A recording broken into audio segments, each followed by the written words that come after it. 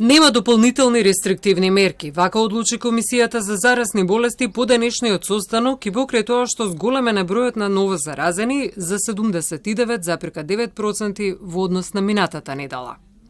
Нема загрозување на здравствениот систем и покрај тоа што се бележи тренд на зголемување на амбулантски прегледи.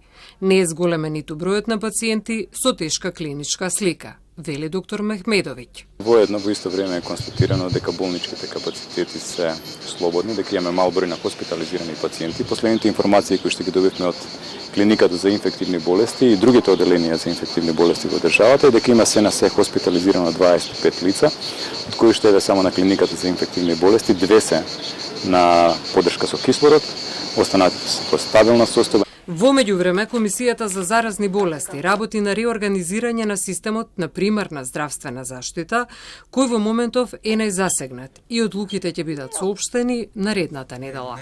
Дополнително беше дискутирано и за недостатокот на тестови, односно тестирањата во во институциите кои што се надлежни за тоа. Дополнително беа дадени препораки од Комисијата за заразни болести да се дуплира капацитетот на тестови кои што се одвива на дневно ниво, а онаму каде што ќе има потреба и за зголемување на така дуплираната бројка, дополнително да се обезбедат капацитети за да се во пресред на потребите на граѓаните. Согласно податоците од Институтот за јавно здравје, Министерството за здравство информира дека во последните 24 часа направени се 1385 тестови, а регистрирани се нови 504 случаи на COVID-19.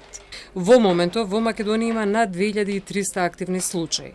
Најмногу заразени има во Скопје, додека во Крушево, Пехчево и Македонска Каменица нема активни случаи на вирусот. Додека состојбата со COVID-19 во земјава е стабилна, во Европа и регионот се подготвуваат за нов бран. Во Бугарија веќе од понеделник се враќа носењето заштитна маска. Во Албанија расте бројот на нови случаи со COVID-19 и речиси секој втор тестиран е позитивен. Според Светската здравствена организација, во светот веќе пета недела расте бројот на нови случаи заразени со новиот коронавирус, додека бројот на починати е релативно стабилен.